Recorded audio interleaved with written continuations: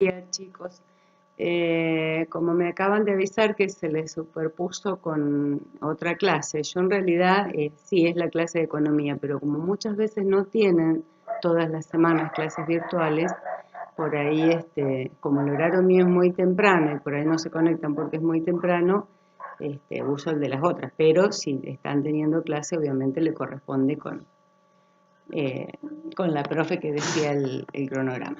Bueno, un poquito era para trabajar el tema de la revolución industrial en Inglaterra. La unidad comienza hablando de que hubo dos revoluciones que cambian el mundo. Una revolución política, que es en Francia, que es la Revolución Francesa, que va a echar abajo la monarquía y va a dar inicio a la república, a otro tipo de sistema de gobierno, y en Inglaterra una revolución económica, eh, conocida como revolución industrial o primera revolución de industria liviana, que tiene que ver con los textiles, con la fabricación de telas. Bueno, para que se produzca en Inglaterra esta revolución industrial, primero se tiene que producir lo que ellos llaman una revolución agrícola. ¿Por qué revolución agrícola? Porque se produce mayor cantidad de producción de alimentos que va a redundar a su vez en un crecimiento demográfico, o sea, la gente se alimenta mejor y como se alimenta mejor, digamos, la población crece mucho más rápidamente. ¿Por qué se produce esta mayor cantidad de alimentos? Porque se dan cambios en lo rural. Por ejemplo, comienzan a utilizarse abonos, por ejemplo, el excremento de los animales para abonar la tierra. Otra de las cosas es que se abandona lo que era el barbecho, que era dejar, como la tierra, los nutrientes se van agotando, cada 2 o 3 años había que dejar un año sin sembrar para que la tierra recuperara los nutrientes. Bueno, lo que ellos descubren es que si en lugar de dejar las tierras en barbecho, o sea, en espera de que recuperen los nutrientes, rotan los cultivos, pueden cultivar todos los años, nada más que distintas producciones. Otra cuestión que ocurre es la cría de ganado intensivo, o sea, encerrado en corrales y alimentado debidamente, comienzan a criar mayor cantidad de ganados y esto tiene que ver con una mayor producción de la carne. ¿Y qué otra cosita? Comienzan a usarse, a trabajarse tierras arenosas que no se habían trabajado antes. También comienzan a talarse bosques, se queman también y se talan, y bueno, al quemarlo la ceniza abona la tierra para dedicarlo a la agricultura. Y bueno, todo esto también comienzan a producirse sembrarse nuevos productos, muchos de ellos traídos de América, que por ahí eran desconocidos en Europa y comienzan a producirse en Europa, qué sé yo, el tomate, el cacao, la papa, por ejemplo. Bueno, todo esto hace que la producción alimenticia aumente. Bueno, esto es lo que se conoce como revolución agrícola. Después también había tierras que eran comunales. Las tierras comunales eran trabajadas por los campesinos eh, y aprovechadas, digamos, en forma grupal lo que se producía. Y lo que hace el Estado es tomar esas tierras que eran comunales, cercarlas y venderlas a grandes propietarios que tenían el dinero para comprar esas tierras. Y estos grandes propietarios lo que van a hacer con estas tierras que compran es alquilarlas o arrendarlas a campesinos a cambio de un porcentaje de la cosecha. Esto va a traer otro fenómeno aparejado, que es que muchos campesinos que ya no van a poder trabajar las tierras comunales deciden irse a vivir a las grandes ciudades. Y van a ser después los obreros de la industria, la mano de obra para la industria. También entonces se produce un éxodo del campo a la ciudad en busca de trabajo. ¿Sí? Bueno, Relacionado con la mejor alimentación que provoca la revolución agrícola y el crecimiento de la población, surge lo que se llama industria rural domiciliaria. ¿Por qué? Porque al haber más gente hay más demanda de ropa, de calzado.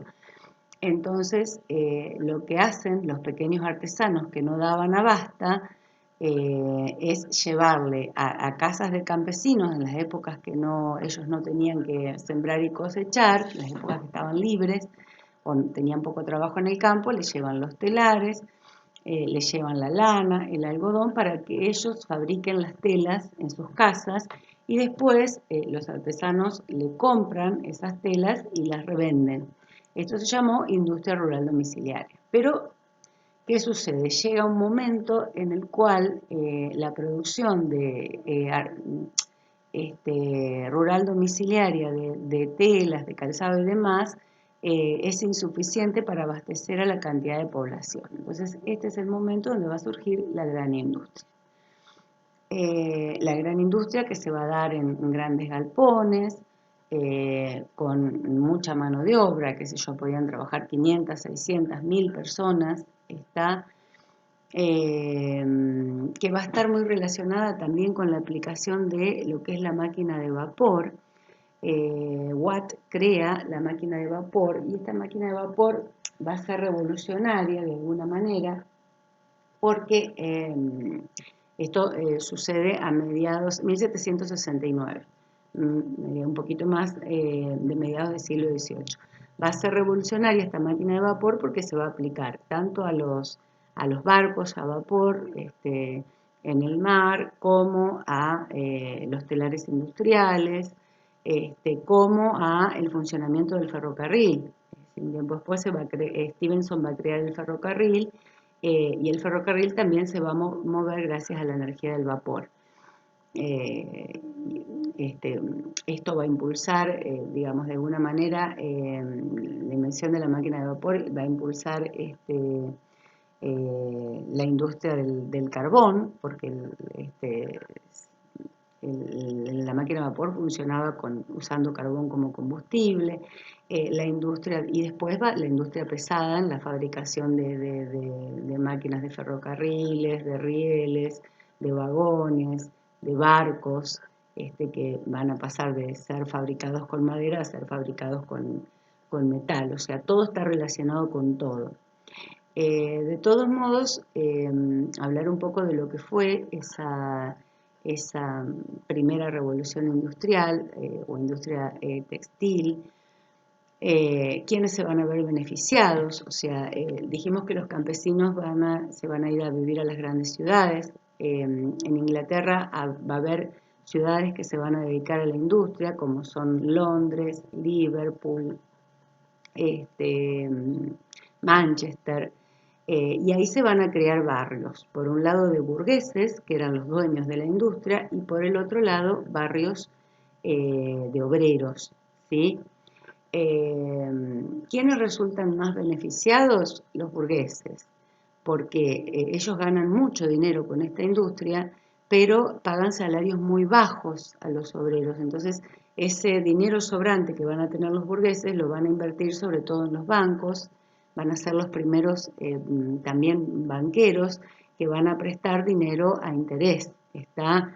Y acá también tenemos la relación con el surgimiento del capitalismo financiero.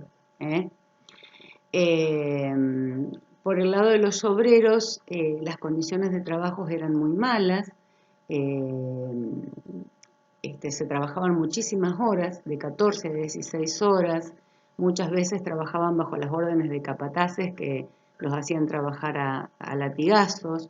Si la producción no era la que querían los dueños, era menor a la que querían los dueños, muchas veces se les descontaba porque a los obreros.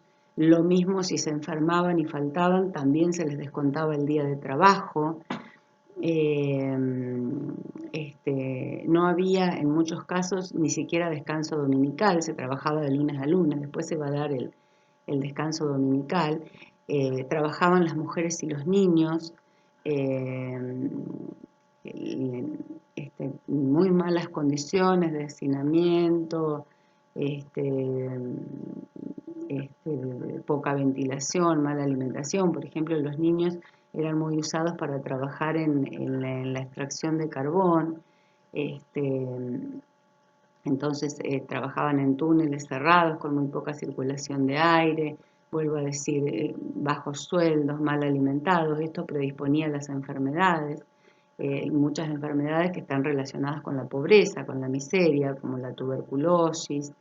Se van a desarrollar mucho en esta época, relacionadas con el exceso de trabajo, el exceso de cansancio, la mala alimentación, el hacinamiento. Bueno, obviamente esto va a traer como consecuencia que con el tiempo los obreros comiencen a organizarse.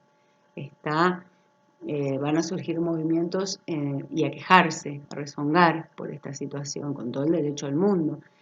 Van a surgir movimientos como el ludismo, por lud, porque muchos van a culpar de esta situación a las máquinas, a las nuevas máquinas que se usaban en la industria y en modo de protesta van a romper las máquinas.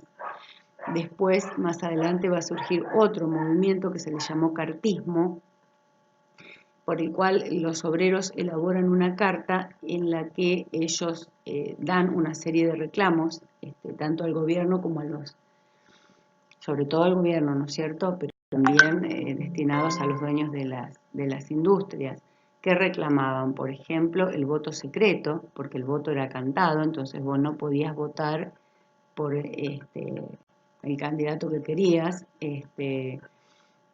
También el voto universal para los hombres, porque el voto no era universal, era censatario. Censatario quiere decir que votaban solamente aquellos que tenían bienes personales, campos, casas. Los obreros, que por lo general no tenían, que tenían que alquilar su casa y demás, no podían votar. Entonces piden el voto universal masculino. Las mujeres todavía van a tener que esperar mucho para poder votar. Piden también que se legisle el trabajo de mujeres y niños y piden trabajar 8 horas diarias. Algunas cosas las van a conseguir, otras no. Las horas de trabajo, por ejemplo, van a bajar a 10 horas, no a 8 como ellos pedían, pero sí se va a reglamentar el trabajo de mujeres y niños. Por ejemplo,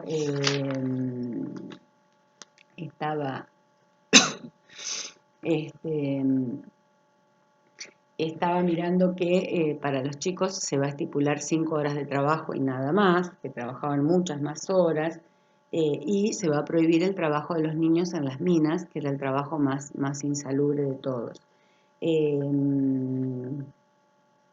Bueno, y se va a dar el voto secreto. Eso es lo que van a conseguir después de muchas manifestaciones. Pero esto se va a continuar porque los obreros van a seguir reclamando por su situación y bueno, con el tiempo ya vamos a ver que surgen nuevos partidos como el anarquismo, el socialismo, que van a empezar a proponer leyes para mejorar la situación de los obreros en las grandes industrias. Bueno, más o menos hasta acá es la parte de revolución industrial. Espero que les sirva para el trabajo que tienen que realizar. Saludos, chicos.